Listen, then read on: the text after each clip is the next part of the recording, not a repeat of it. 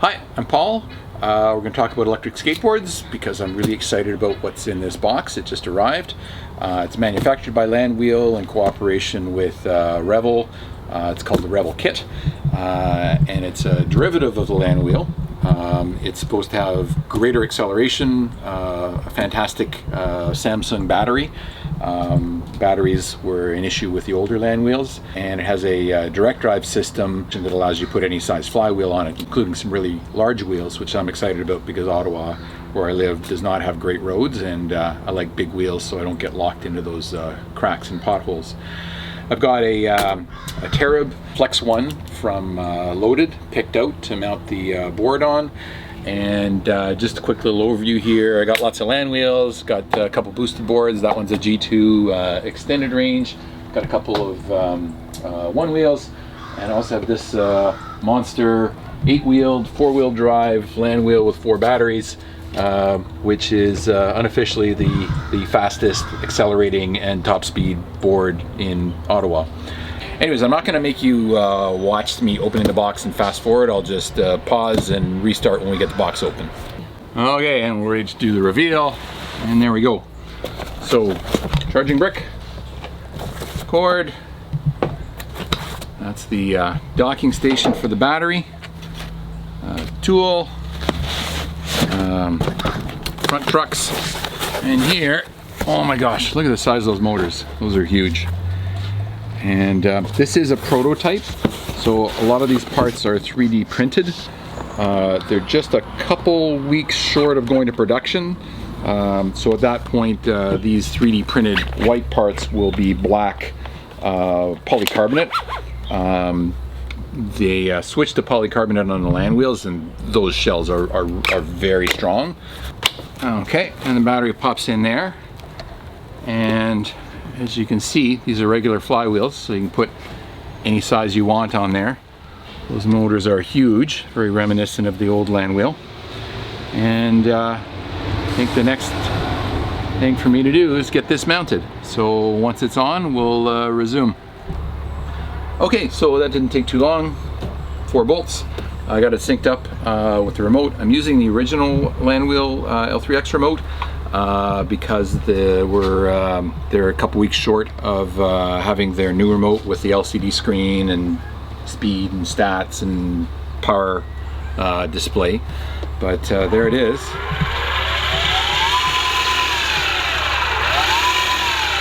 Sounds like a Landwhee. Yeah, so this is exciting because the Landwhees, they did have these really giant wheels, which were great, but the rubber was a little soft on them, so the durability on those wheels was a bit low.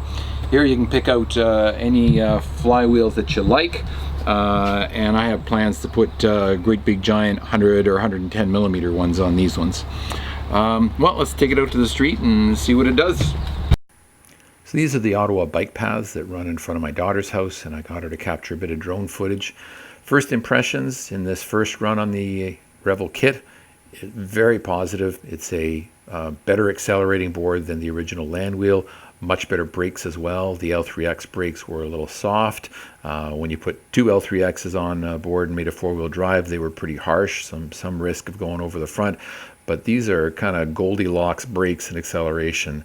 No risk of getting thrown off the back, but very powerful and confident acceleration.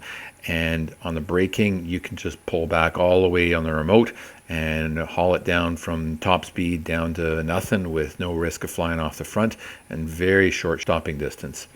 So here you'll see me do a little bit of a 90-degree, 180-degree turn. Very handy that you can have this much speed and acceleration without needing 2 drives because it leaves you that lighter front end that you can do your tic-tacking and quick sharp turns with. One of the truly great things about these bolt-on drives is that you can pick your favorite board, bolt it on, and go. The other thing that really struck me on my first ride is just how great it feels to have hub motors, but a full, complete polyurethane wheel. They feel great and the control is awesome. Okay, this is a 4-way split screen of all 4 vehicles doing the 100-meter drag race. Identical rider, identical weight, so it's pretty scientific in that way. Rider weight makes a huge difference. So if you substituted the 220-pound rider with a 160-pound rider, I'm pretty sure you'd be seeing 10 and 11-second runs out of the faster two machines. Here are the 4 photo finishes.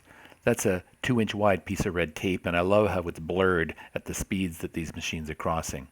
Anyways, here's what I think is really cool. If a 4-wheel drive Landwheel carves 4 seconds off the time of a 2-wheel drive Landwheel, then a 4-wheel drive kit would likely propel a 220-pound rider 100 meters in under 12 seconds. And for a lighter rider, you're probably looking at 9-second runs. So I am really, really eager to build a 4-wheel drive kit.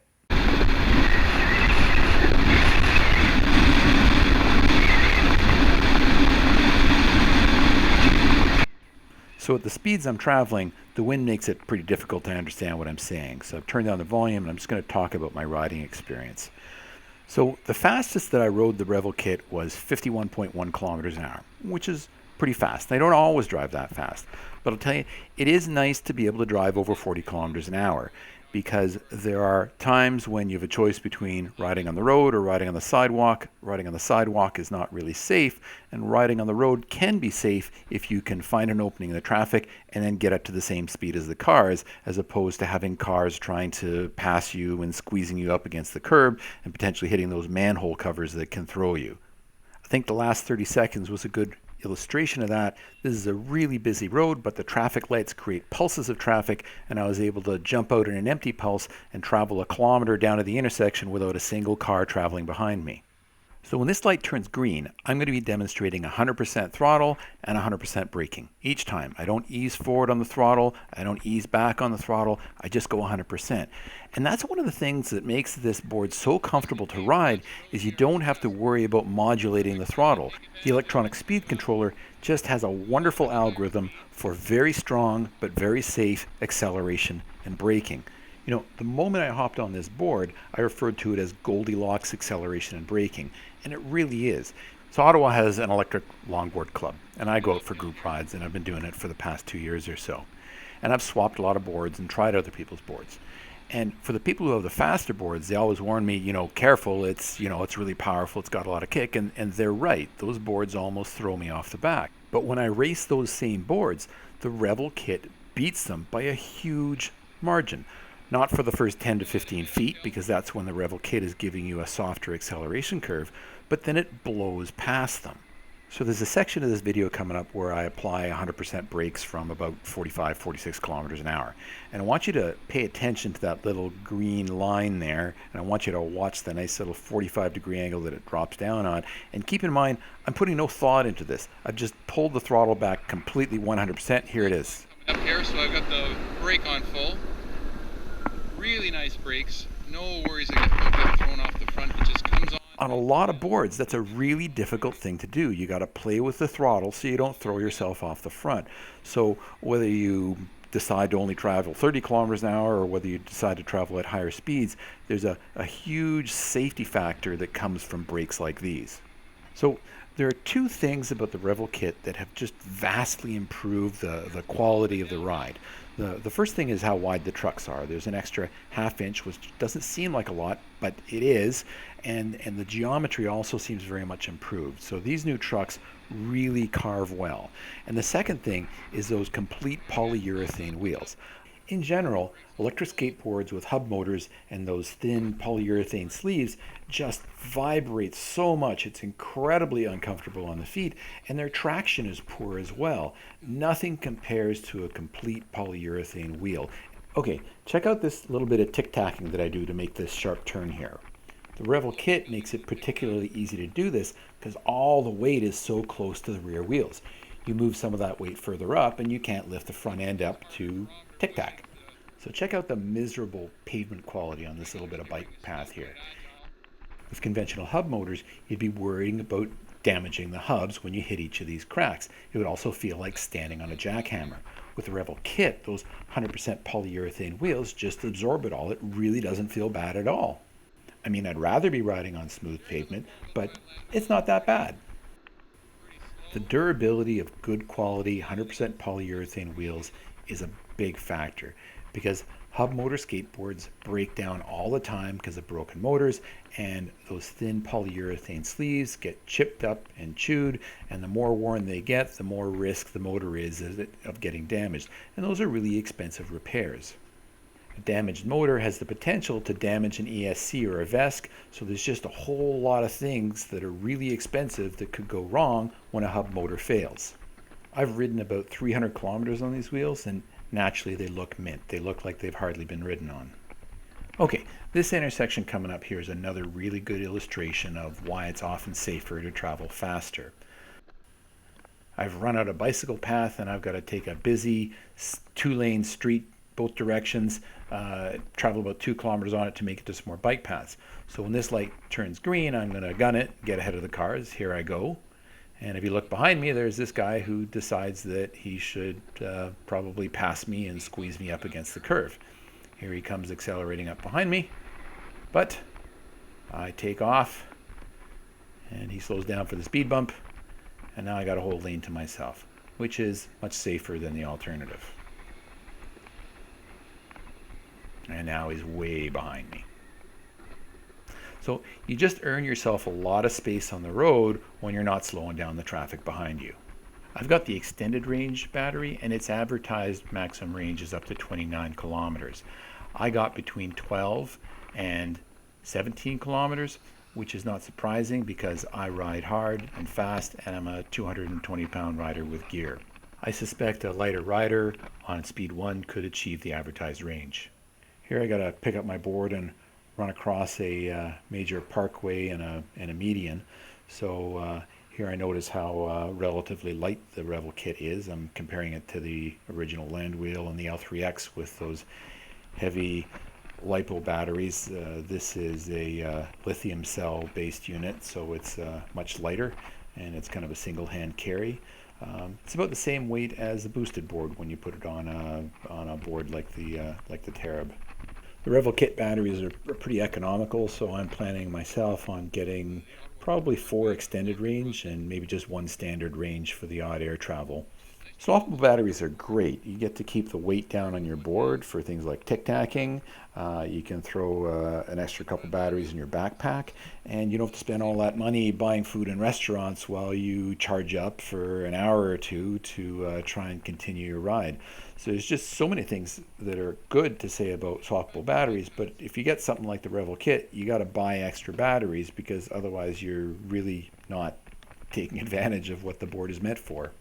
Okay, so I've gotten set up on the bike path, and I've got a few more minutes left in my ride. And I'm going to use that time to discuss a few of the odds and ends that I haven't talked about yet. Okay, first thing, if you're going to get multiple batteries, the Revel Kit is well set up for that because you get both a charging dock and there's also a charging port in the drive. So you can charge up 2 batteries at once. The battery has a USB port in it, which is not just handy for charging up your cell phone or your remote. It also has the potential to greatly simplify getting through security at the airport with the standard range battery, because while it's arguable about whether skateboard batteries are allowed through security, power banks are specifically permitted. So that's a big plus. Okay, watch the video for these 2 curves that I jump and plow into. Bang. When I go for group rides, anyone with urethane wheels will stop and carry their boards over those 2 curbs. Now, the people who have all-terrain wheels will just drive right over them, but I'm not a big fan of all-terrain wheels. The center of gravity is really high, which affects handling. The high-speed stability is poor, and if you kick your toe against those wheels, then they will pick up your foot and throw it down on the pavement in front of you, and that's a pretty serious impact with the pavement. So, in my opinion, large diameter, 100% polyurethane wheels are far, far safer and superior in handling compared to all-terrain wheels. And as I mentioned before, the Revel Kit allows you to choose any diameter polyurethane wheel that you like. So one very subtle improvement to the Revel Kit is the position of the power button. It used to always bug me with the Landwhee L3-X how I had to flip my board entirely on its back in order to push the power button. With the Revel Kit, the power button is located on the side, and that means you can just lift up one side of the board by a couple inches and push the power button. And that's really convenient. And when it comes to powering down, you can just turn off your remote and the Revel Kit powers down on its own. Those direct drive motors on the Revel Kit are exposed to the air and they stay cool. I went on some pretty long rides and touched the motors afterwards without burning my hands. That suggests a lot of long-term durability because motors that overheat don't last very long, and motors that stay cool last a really long time. With conventional hub motors, you've got an insulating polyurethane material wrapped entirely around the motor, so the only place for the heat to dissipate is through the axle, and that's just not nearly as effective as having the entire motor exposed to the air. I'd like to show you a few noteworthy modifications. Starting at the top of the board, you'll notice that I've moved the front trucks forward about 2 inches from the stock position, and that makes the kick longer, which makes it easier to do the tic-tacking. These 2 screws here are just for holding an outrigger, and an outrigger holds a GoPro camera, one aimed forward, and if I also liked, one aimed backwards. That keeps the cameras out of the way of my foot. Now if we go to the underside, you'll notice that I have added a 1/2 inch rubber pad. That's just to my own preference. I like a little bit more clearance and a little bit more shock absorption. And I've done that on the back as well. And I also like it because it prevents a bolt on board from slapping against the bottom of the deck and making all sorts of vibration noise.